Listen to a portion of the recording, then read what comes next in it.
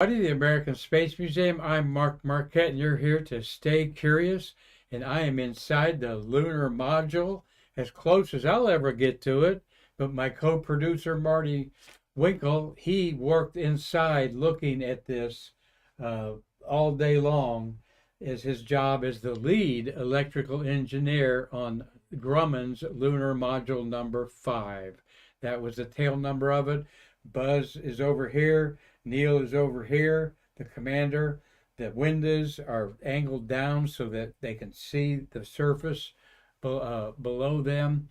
And folks, this is July 20th, 2022, and we just kicked off 4 o'clock Eastern Daylight Time.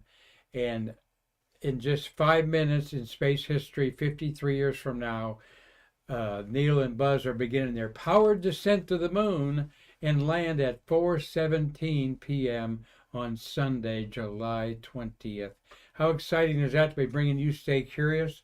We apologize. We were going to have a couple lunar module experts from Grumman on here today. Bill Waldron had to cancel with some family out of town, and we were going to have Roger Vizioli, who was a designer of the lunar module. And Roger had something personal come up, and it hurt him to say that he couldn't come. But we all understand the show must go on, and we've had Bill on before. We've had Roger on our conference situations here at the American Space Museum, and we've had programs. Hope to get Roger Viziola back on another day, but we understand it, guys. But if you want to hear Marty Winkle talk, can't drag him over here in front of the camera, all right? But he has an excellent 5-minute program that we put on Facebook today that is directly talking to the teenager science kids of Brazil.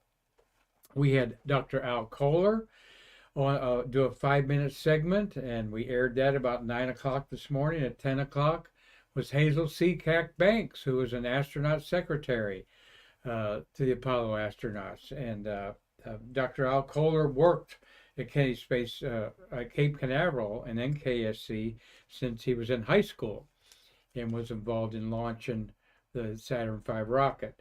And then Marty comes on at 11 o'clock, and he's got a concise 5-minute show that explains a little bit about the lunar module, how unique it is. Marty did it in 4 minutes, he said there. So, and Tom Usiak, I know you're watching. Marty, Tom said Marty's segment on the LEM this morning on Facebook was excellent. And so it is a good little segment there where he talks about the pyrotechnics that we're going to share a little bit. I have my slideshow racked up for Roger Vizioli that had to cancel at the last minute. So I'm going to just share with you what these Grummans have told me. And Grumman is, of course, the contractor out of Bethpage, Long Island, that built the lunar module. Let me put their beautiful logo up there. It's one of the most, I love it. It commands a lot of money in auctions and so forth. Looks good on a patch. I've got it right there. Look how cool that looks. Beautiful gold and blue with a bird is what that insignia is, and the star up there. But Grumman was known for building aircraft from World War I up. I am very naive about military aircraft, but I do know that they built some of the major ones of all of our conflicts. Marty, you could say the numbers for me if you know them. But all I know is the F-14. The Hellcats were the ones that were the real, and they had very, here's a poster of the Grumman Cats that I didn't know if Roger had anything to do with those, but Grumman was an aviation company that got the bid. I think there was 5 or 6 companies applied for the Grumman Lunar Module, just like Grumman applied to build the space shuttle and lost out to Rockwell. Or it might have been a different looking space shuttle. So, but Grumman, a well-known aviation company, they got the contract to build, is the only vehicle yet to be built and crewed by human beings in the void of outer space, and only the void of outer space, and designed to lift off another world. And how they did that was with 2 parts, a landing segment and then ascent stage that would separate and come off at a critical time. And Marty, you were involved with a lot of the pyrotechnics and what they called the guillotine, right? Yep. The guillotine we're going to see in the diagram was right below the ladder platform section. I mean, it was on that side of the limb, according to the diagram I'm going to show Marty. But it was on the landing where the ladder is, and right under here somewhere. No, the guillotine? Yeah. Okay, Marty's going to show. Oh, right in here. Yeah. Okay. Okay. Right All right. there. Okay. So it was left of the ladder as you think about. Left of the cabin. Left of in the cabin in there, and we're going to show you a diagram of that. But the lunar lander started out looking like over here to the far right, or your far left, a bulbous vehicle, more like a helicopter looking thing with a round exit hatch and 6 legs. And then it evolved to 5 legs, and then it evolved to 4 legs. And then they realized that the personal life support system was rectangular and you needed a rectangle door to get it out. It wouldn't work so well in the round door. So they changed that up. And then on the far right is the lunar module that was only finalized, all right, and flown for the first time in 1969 in April, right, Marty? But no, it's February, I think, is when Apollo 9 was. But they did a. But here's the look of the. We have a model of this in our museum. And our museum's upside down now. The carpet's been pulled up today. Everything is shoved around. And we'll probably do a show from inside one of the galleries there just to show you how everything's torn apart there, because we're going to tear apart our gallery here that we broadcast Stay Curious from. But this is a classic look. You'll find lunar Grumman executives around this lunar module look. We've got it's about 3 feet tall, made of balsa wood. And that is the first concept of it. And of course, it had to be mated to the command module when it was in its own little section at the top of the Saturn V rocket called the SLAW, the Saturn Launch Adapter. And Marty crawled in there, he said many times, while they were on the pad, and the Saturn V was swaying 320 feet up, Marty. I was the SLAW. Yeah, at 320. It was about 320 of the 355 or so of the Saturn V rocket, and you could feel it pretty good up there, right? Shaking around and on windy, stormy days. Yeah. Windy, stormy days. You worked in bad weather and everything up there. And what would you be doing specifically while it was on the pad and you had to get up there? Troubleshooting any problems that showed up, but did you have to arm anything? No, you don't arm anything. You would do testing, subsystem testing, integrated testing, troubleshooting. Okay, integrating testing to the Saturn V rocket too, so not to the rocket, not to the module. Okay, I thought it might go into the IU to let it know that the systems were working. So yours went to the. You were integrated with what? Lunar module systems. Oh, okay, all right. All the systems were connected and stuff. But once they got it out of the, they were on their way with the 3rd stage already lit, headed to the moon. When they would turn around and pull it out of the SLAW, and then of course the first time we did it, Neil and Buzz, exactly this moment in history, folks, at 4:10, they are headed down to the moon for the 10-minute journey with a computer that had 64 kilobytes of memory. K of memory, okay, 64K. There is nothing you would buy except maybe a greeting card that would open up and sing happy birthday to you, and that's probably more than 64K. So we got a comment. Yeah, Mark Gray, he says, hey, I made that image of the various limbs during development. Mark Grace? Mark Gray. Mark Gray? Yeah, Gray. All right. So you were involved with the Grumman making that image? Send us a personal message and we'll get you on Stay Curious there, Mark. Thanks for shouting out to us there. Well, the only time you'll see a lunar module in Earth orbit, of course, is Gemini 9 when it was a critical test of it. Lem 9. Lem 9, yeah, Lem 9, yeah, Lem 9, thank you. Apollo 9, lunar module number 4. But Lem 7 also. Of what? Lem 7 was unmanned. Lem 7 was That unmanned. was in Earth orbit also. Okay. All right, that was Earth orbit also? Okay, Lem 6.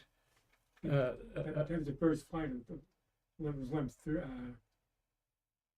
Lem 4 first was Apollo 9. Lem 1 went on Apollo 7. Right. Okay. And then they, It was a so- dummy. Not Lem 7, I'm sorry.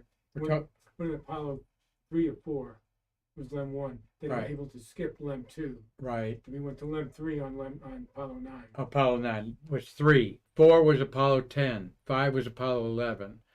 And then we're going to see Apollo 9, as most of you have seen, hanging at the Kennedy Visitors Complex, because that was going to be 15s, but didn't. They decided to take the lunar rover, and that quad to ticket wasn't developed in there. So I like peeling the skin back and looking at the lunar module and looking at things that are built.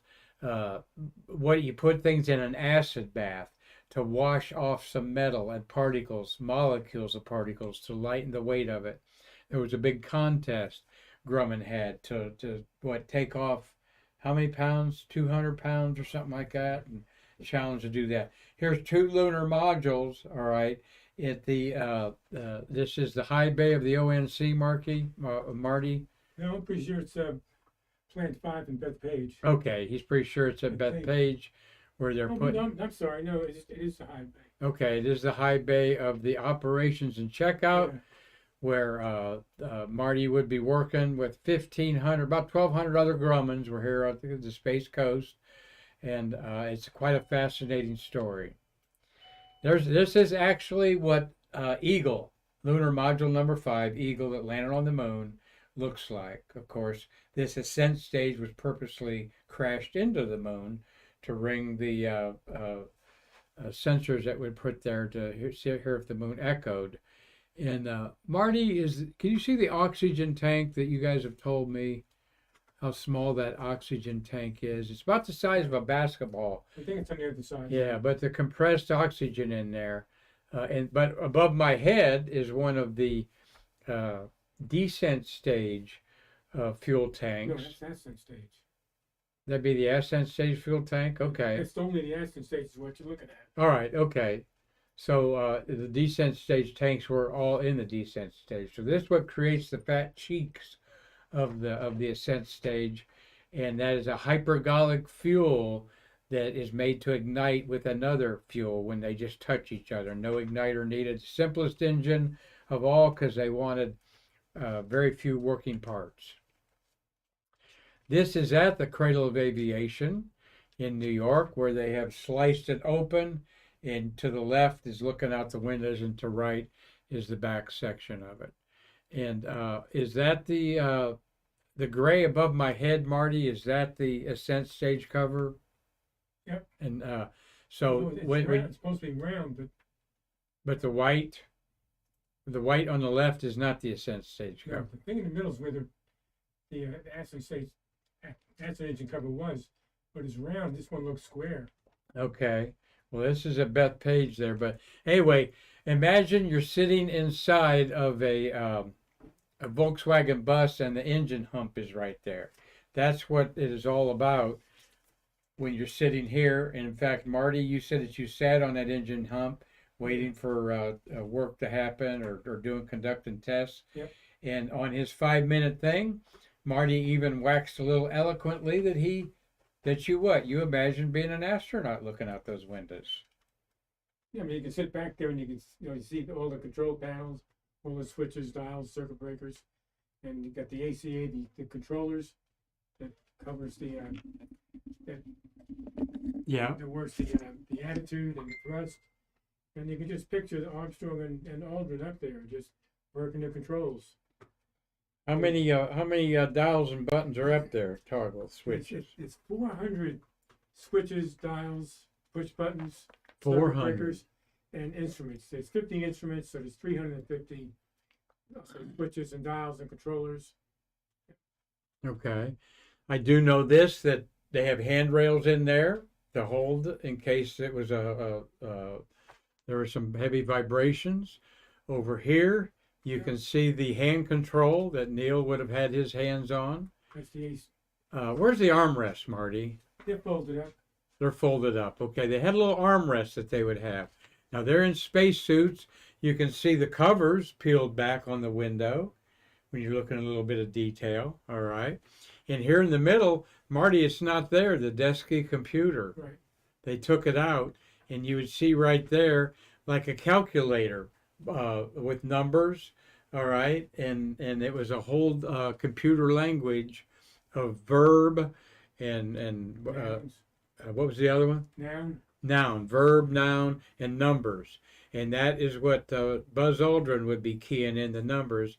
It was P63 and P64, some of the old timers have told me. There's a book called Luminary and Sunburst. Those were the programs of the command module and the lunar module that MIT, Massachusetts Institute of Technology, computer guys put together. Look at the two vertical handholds. To the left, one on the left, to the left of that is the attitude. I mean, that's the thrust controller, TTC. Right. And the one to the right of the right hand, that's the attitude control segment. Okay, So so Armstrong would have his hands on both of those, looking out the window. Yep. So you can see on those yellow poles you see there, and looking up. It's to the right and left of the yellow poles. Gotcha. I see. Yeah, there's one to the right and left there. I see. So fascinating to look at this detailed photo inside a lunar module. Marty, of all the museums I've been to, and I've not been to Bethpage, but I've been to all the Kennedy, Johnson, Huntsville. There's not anything you just walk up into and look out and really get the feel of looking out on the moon. There's a couple ones up against the wall, I think, in Huntsville, and but you can imagine right now is this moment, 4:18 p.m. when they landed on the moon. This moment, 53 years ago today. And you can see a portion of the docking window to the top left. Right, and the upper left would be the docking window up there. Yeah, I should have been using this arrow. Oh, all right, I'll get out of that there. Window. Okay, yeah. So Armstrong would be, at these two controllers. Show where the controllers are. That's That the one. attitude controller. Yep. That's the thrust controller. Attitude and thrust. So he's right there in front of the window. He can look down at the surface. When he goes to rendezvous and dock with the command module, he's looking out that window right there. And part of the drama was they had about 30 seconds of fuel left, and he was still hovering over. But I am convinced by learning about this and talking to Bob Pearson, who passed away, that taught all the astronauts in the simulator at KSC how to land this thing. He said he had plenty of time. He was cool, calm, and collected. That's why he was chosen.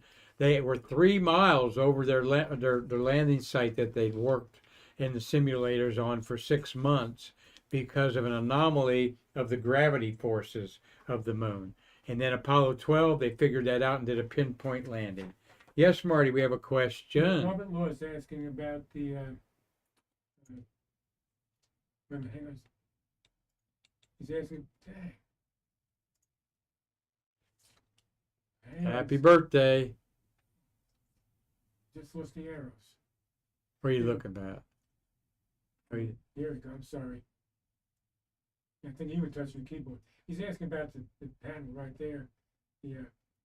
That's an opening. That's the disk. That's where the disk is. That's the computer that Mark was talking about a few minutes ago. The computer would go there. They don't have it in there for some reason. DSKY. Imagine a calculator there, that a big fat calculator with the big numbers 1 through 0 on it. Yeah, 64K.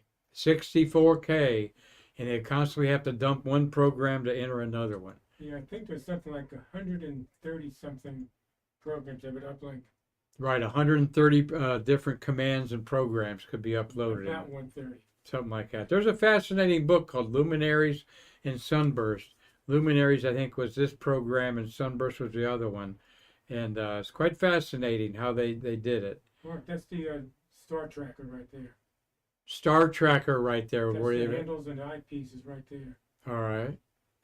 And Marty has had, like he said on the 4-minute broadcast to Brazil, he can't say he had his hands all over everything because he had to wear gloves. Fingerprints. Yeah, or fingerprints, yeah, in there. So, but also the panels and everything are there, but behind those panels, the structure is the thickness of 3 sheets of aluminum foil. Think about that, folks. All right. Here are got to remember that the legs were folded up when it was in the slaw, because they needed to do that to get it on the Saturn V rocket, and then pyrotechnics blasted and the legs came out. They did that about 4 hours before landing. And another comment or question? Yeah, Ben Herset. Kansas Cosmosphere has a LEM model replica that they built for the movie Apollo 13 that he stood in. Okay, Ben. Yeah, the Cosmosphere. I'm not sure I've seen that. I've seen the training module that has the round door on it. But yeah, there were a couple of them that he's right. They do have, and I think there's one at Johnson Space Center that you can stand up and look in. But they don't have a built diorama to like you're looking out the moon, and we're really missing the opportunity to get you the feel of it. I want to climb up, all right, the 20 feet and look out the thing and get that perspective on there. But you're absolutely right to point that out, Ben. So thank you very much for being a Stay Curious supporter. This is what the Russian LK is what they called it. The LK lander looked like, all right? And right behind me is a person, right over my shoulders, a person right there, all right? To give you perspective. It was basically a little bigger than a phone booth, and up here at the top is where the cosmonaut would be looking out. One cosmonaut was going to land on the moon on the descent stage, and this was his ascent stage that was going to go and dock with the Zond, Z-O-N-D was the name of their moon ship, was basically a Soyuz spacecraft that they still use today. So I thought that'd be interesting to show that, yes, Russia did build the hardware. I'm 15 years old when this is going on. So a little math, I'm 68 years old. And we certainly thought 53 years after Apollo 11, we would have like Antarctica type of base going on there and filtering people in and out. But that hasn't happened. And to me, it's not because it's so hard, but there's just no public support for it. And, back in those days where the Russians were wanting to go to the moon, to just tell you just briefly about being a teenager in 1969, all right. Well, in 1963, President Kennedy was assassinated. In 1968, Martin Luther King and Bobby Kennedy were both assassinated.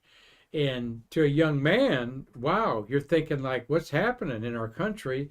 And then I'm just 3 years away from the Vietnam draft that was going on, that Marty was served our country in those early years of the Vietnam War.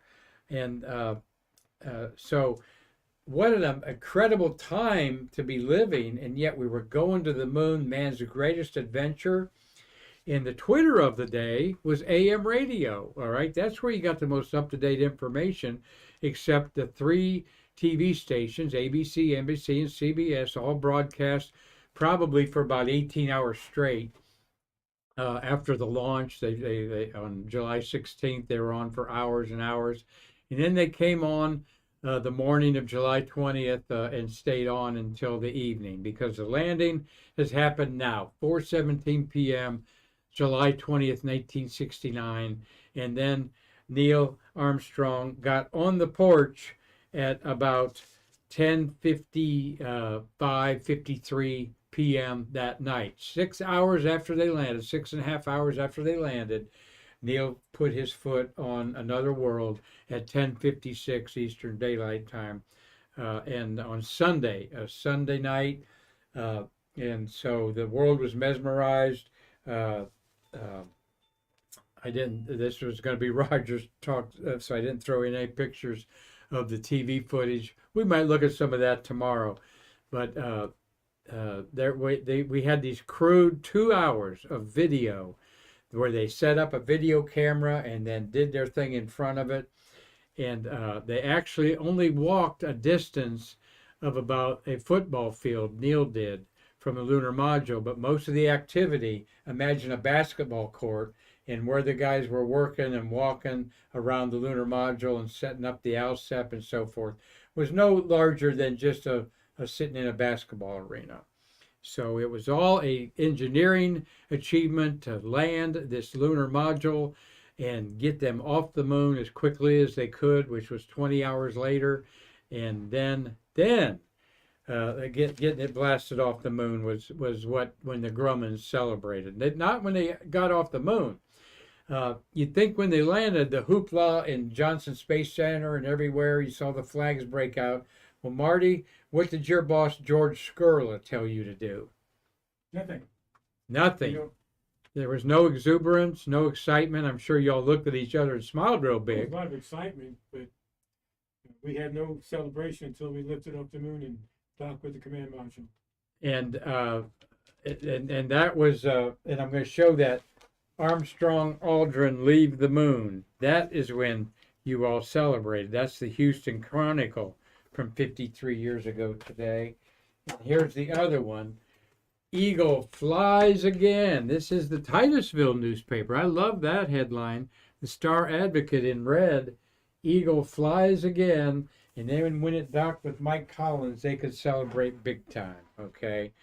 So, and here is what that looked like. All right. There is the Lunar Module 9, tail number 9, that many of you have seen at the Kennedy Visitors Complex Saturn V Center. And that is a real deal. All right. And Marty, you're hoping to still be a docent out there. They've cut back on the docents, unfortunately. But here's an artist rendering of blasting off the moon. We hadn't been on the moon yet. It looks like, Marty, we hadn't even orbited a spacecraft around the moon yet, because they show the moon's mountainous regions as being very jagged and sharp, like you would think of the Rocky Mountains. And the Appalachian Mountains are more smoother and beat down, like the lunar mountains have been beat down by micrometeorite over billions of years. But here is the big spreadsheet that Marty knows a lot about, all the pyrotechnics on this lunar module, because when it separated the second, the ascent stage and the descent stage, and this went up to meet Mike Collins, and then was used 5 more times to rendezvous with the command module. Everything around this had bolts and pipes and electrical connections, and it all was fed, a lot of it was fed to what, here's another look at that. Your comment, Marty. I mean, yeah, a lot of all these areas on the lunar module have explosive devices that actuate either valves or separate things, right, Marty? Yeah, but you didn't activate all those pyros at separation, at liftoff. Right. Some of those are in flight. Okay, some of those are in flight for different things, but quite a few of them, you can figure out the ones that are around the where you connect the thing. But here, the landing legs, the landing legs had pyrotechnics on them. Yeah, there you go. But here was your baby, Marty, that you said you had the responsibility on Apollo 11 of combing, you called it, the electrical leads, making sure they were all straight like a comb into this, what'd you call this, Marty? Guillotine. A guillotine. And explain that, what the guillotine did. It severed all the cables and any piping between the ascent stage and descent stage. It was like, there was 2 knives, and you can use your hands, Mark. And it just severed it, everything between the ascent and descent stage, electrically and piping. So it'd be a pyrotechnic explosion that would jam shear pins, and just to be safe, you had 2 of them instead of 1. And that looked like this on Apollo 15, that had the lunar rover camera and parked it about, I don't know, 100 yards from the liftoff, maybe 200 yards. And they kept the color camera on, and you can see a recording of Apollo 15, 16, and 17's liftoff from the moon. a lot of that Mylar shrapnel flew away, as did the American flag. Most of the American flags, it seems, stayed up, though. They had them in there pretty deep. But you see the gold Mylar peeling away. This is actually Apollo 12's liftoff. Apollo 11 flag fell over. They could see that. So when they put the flags out there for 12 and 14 through 17, they put it a little further out. Okay. So and we can see the shadow of the flagpole and actually the flag 50 some years later of our of 5 of the 6 landing sites there. So not without some risk of landing in a crater and tipping over. This is Apollo 15, and it is at one of the closest, it is the most tipped over of all the lunar modules. And in fact, this one had the rover that's up in the upper, it's over here on this bay. So the rover had to come out of bay 4, was it, Marty? Yes. No, 3. 4. 4, okay. Came out of bay 4, which is to the right of the ladder. And It's the right of Landon facing it. facing it, yeah, facing the ladder to the right of it. And it was up so high that they were a little worried that when they brought it out like a Murphy bed or accordion style and pulled it down, that it would drop too far and maybe break a wheel, but it didn't. So there was a tolerance, but they stayed 3 days on the moon, Marty, and imagine sleeping like that. All right, where you're sleeping on a downhill. No, you're not. You're not, because you're in a hammock. Well, supposedly they were in hammocks. These guys probably did use the hammock. I think they did. Okay, you think they did? There's no, you can't. One person can sleep on the floor. The other person. Well, Buzz slept on the floor, and Neil slept on the hump because he didn't like the hammock apparently. But neither one of them really slept, I'm told. And Buzz is laying down on the floor, and this is written in several books. And he opens his eyes and he looks up, and there he sees a little knob, one of those 400 knobs here in here that he sees, and he knows that is the little lever that broke off of the ascent switch. All right. And so the ascent switch, to activate it, they use like a ballpoint pen and stuck in there to do it, right? I don't think it's a switch. I think it was a circuit breaker. Circuit breaker, They okay. used a pen to push it in. Yeah, Marty says it was a circuit breaker. That makes more sense than a switch to push it in there. But isn't that weird? He's sleeping on the floor and he sees a part that they bumped into that broke off. And he couldn't sleep totally prone. He'd have to have his neck propped up on a curvature of the lunar module. Okay, Marty said you couldn't stretch out 5 feet 10 inches. It's probably about 5 feet you're talking about. So his head would have to be up. And these guys hardly slept at all for 36 hours, okay? And yeah, there were some white pills on board these Apollo missions in case they needed a little uplift. When you talk about 15, they would have slept in a hammock, otherwise they'd be on an angle like you were talking about. Yeah, they would have wanted to sleep in a hammock there, but the angle would have been, it probably would have frustrated them about other things rolling on the floor.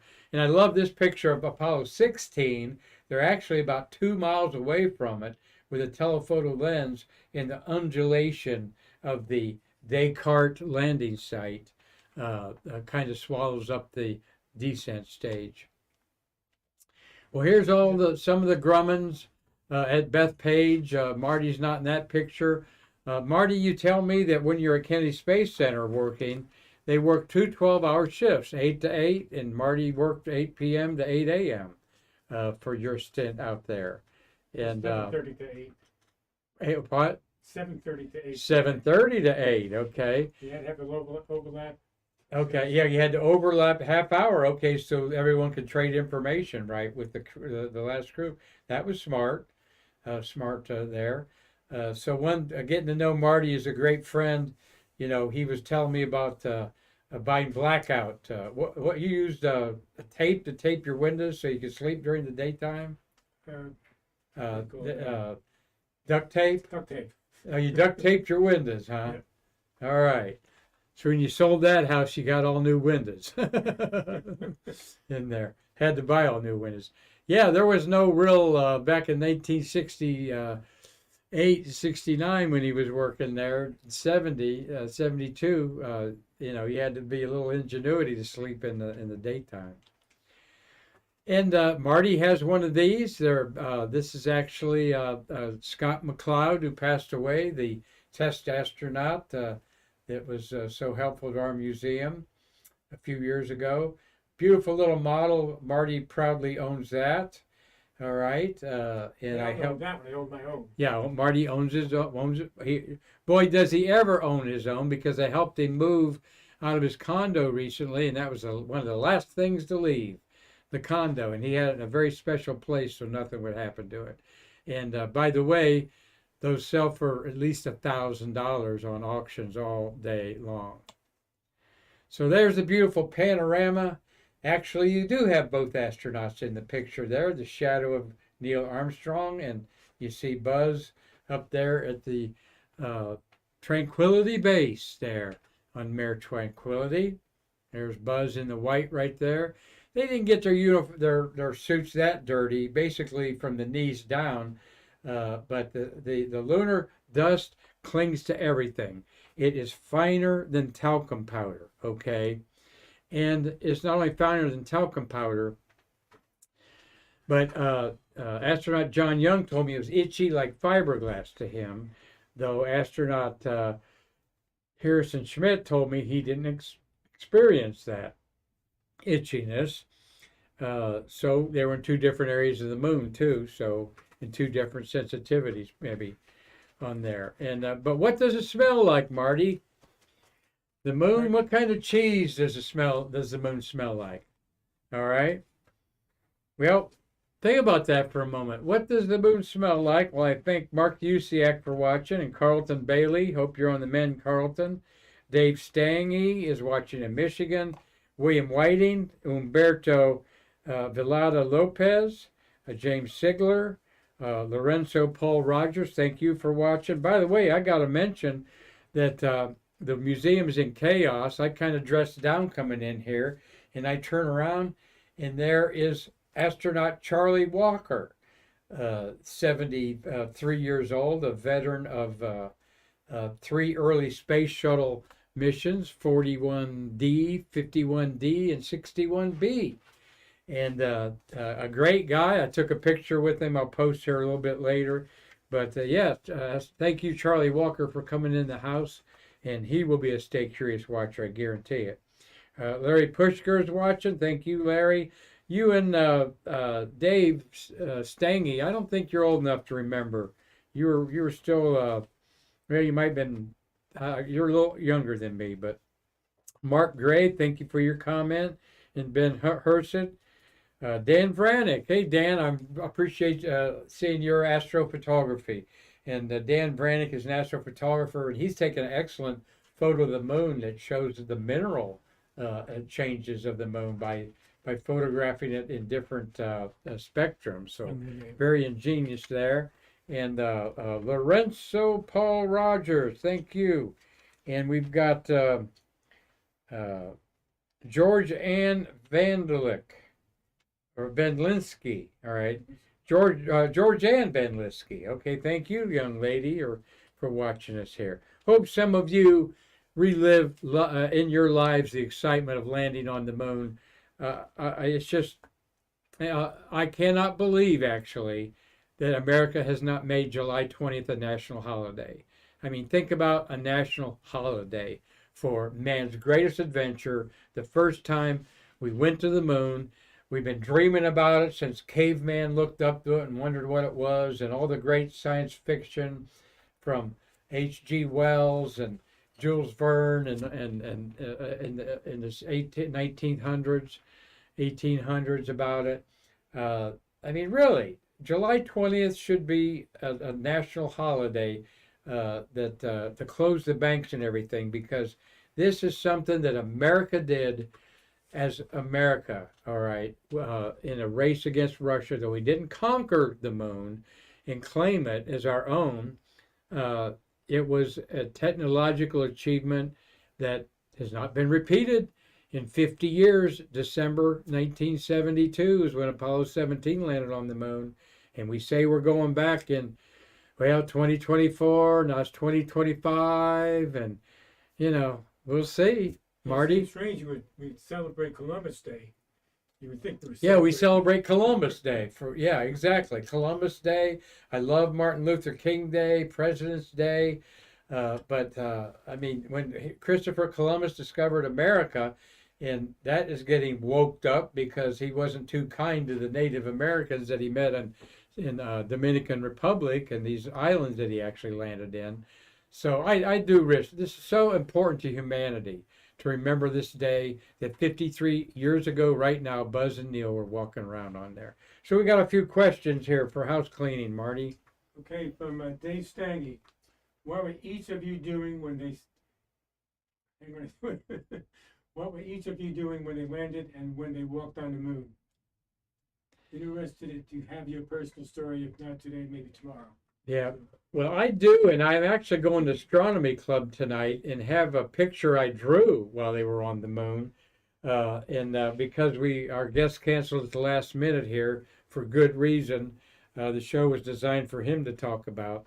But like I said, I was at 862 Hurd Avenue in Findlay, Ohio, and our TV had 4 legs on it, and it had a turntable and AM FM radio and another beside it there. And I know I took an 8mm movie of it that I've never had transcribed on there, but and I had my telescope out in the backyard that night watching them walk on the moon, which was it wasn't even first quarter yet. It was the moon phase was more it was like 6 days old, a 5-day-old moon we call it. So that the shadows across the tranquility was deep in like a 9 a.m. long shadow so they could see detail. Marty, what's your story? Yeah, when we landed, I had my 18-month-old son in my lap, and my daughter was on my wife's lap, and we watched the landing. The kids don't remember that, though. Yeah. And I think when they first stepped on the moon, I think I was working. He had to go back to work and get ready and working on LEM 6 for Apollo 12 on there, which, by the way, doubled down on President Kennedy's pledge to land on the moon before the end of the decade. We did it on July 20th, and then we did it on November, I forget that date, November, I want to say November 20th, but no, it was earlier November. It was like November 12th. I think November 12th is the Apollo 12 date. Someone will correct me on that. I'll look it up and never forget it again. So, the next question is from Mark Usiak. Hey, Mark Usiak. He's asking me, especially with the Apollo 15 tilt and landing, could they have reignited the descent stage for a few seconds to find a more level spot a few feet away? Answer is no. There's 2 major problems. There's probably more than that. But when the lunar module landed, it sinks into the ground a little bit. You also have the landing legs that have bent to crush a little bit. So now you have the nozzle a little bit too close to the surface of the moon, and it could implode. When the lunar module lands, about when it's 6 feet off the lunar surface, there's a contact light that comes on, and then they shut the engines down. So it free falls for about probably 5 to 6 feet. And the other reason is there's probably not enough fuel to get them high enough where they can look for another place to land. Okay.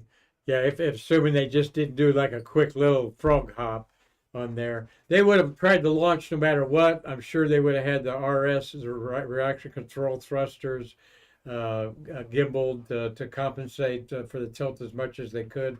It's the only way to get off the moon. All right. And by the way, John Young, who landed on the moon on Apollo 16, is always thought of as having 6 space flights in 6 launches.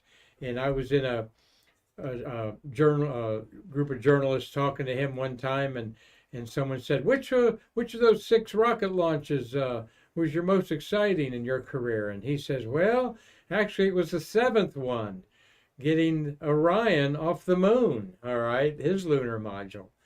Think of it that way.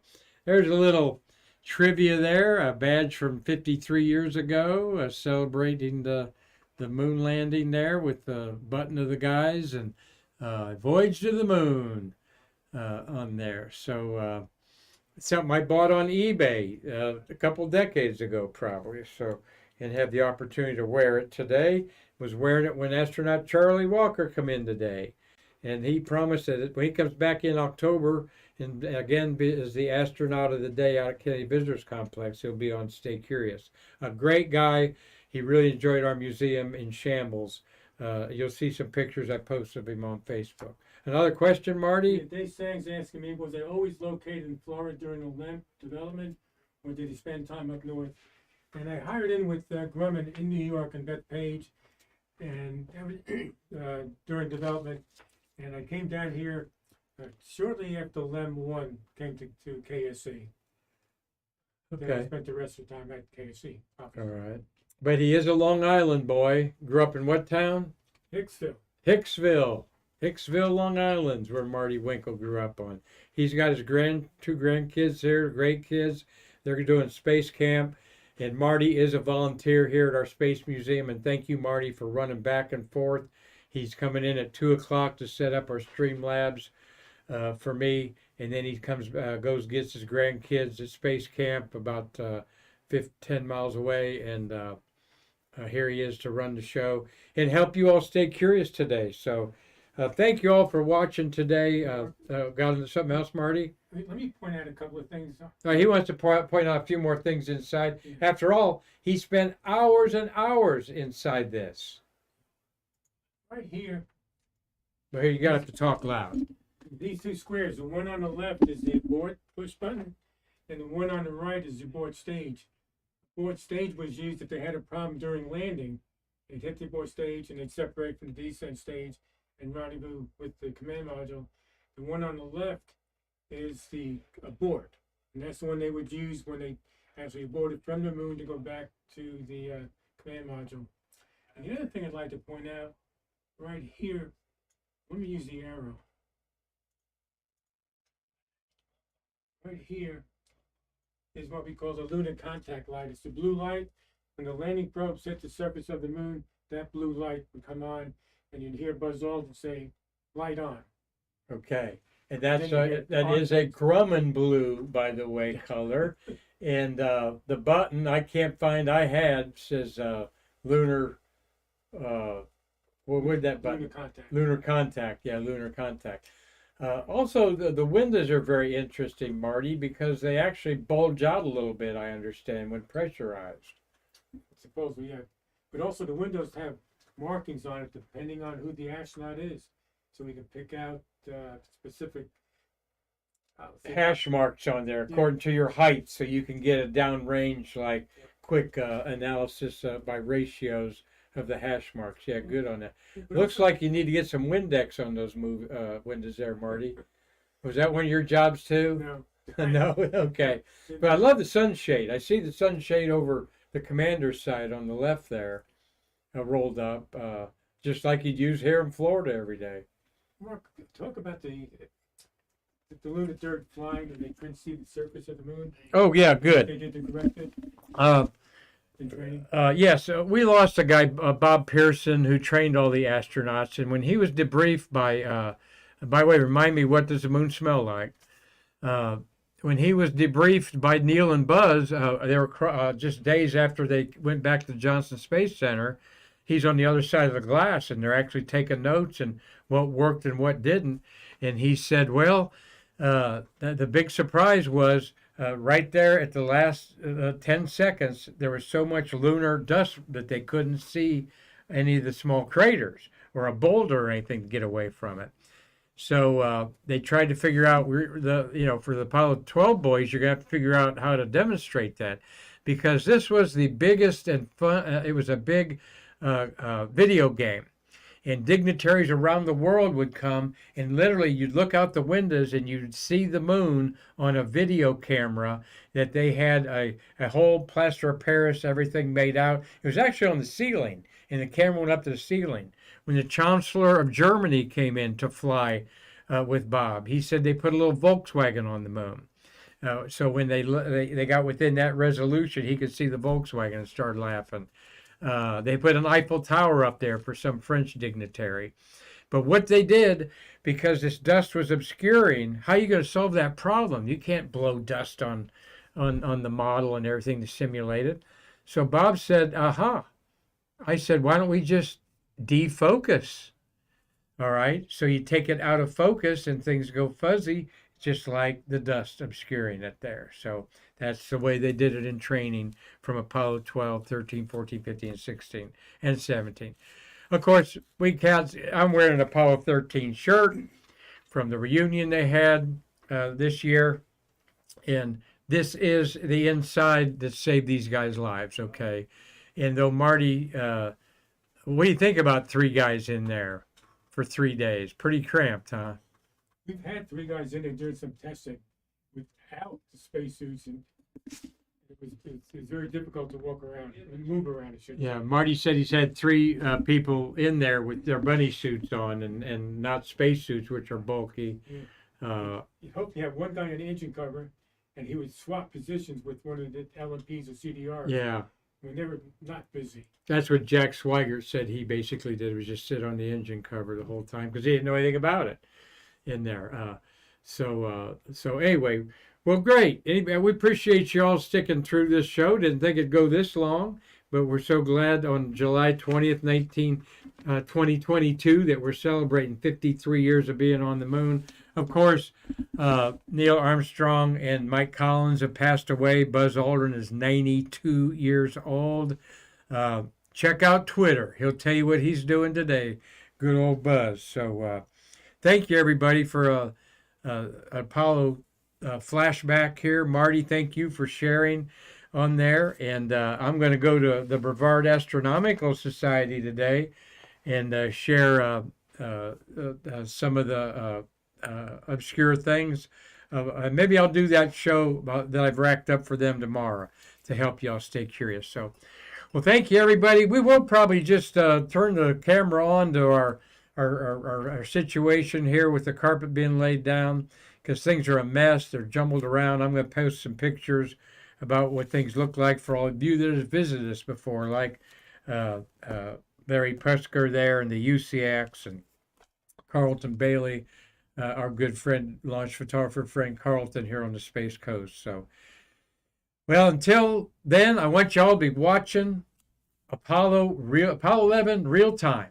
Google that, and at 10:50 tonight, you'll be watching Neil Armstrong climb down the ladder again, a rerun that I can't miss, and I'll be watching it myself. All right, so please, everybody, come back tomorrow. We'll talk some more about shuttles of the month. We've got to get STS-93 launched. Tom UCX got some cool pictures of that he took. All right. And we will be talking about Apollo 11's liftoff of the moon. All right. Until then, I'm Marquette, and we'll see you again from the Lunar Module to bridge the space between us.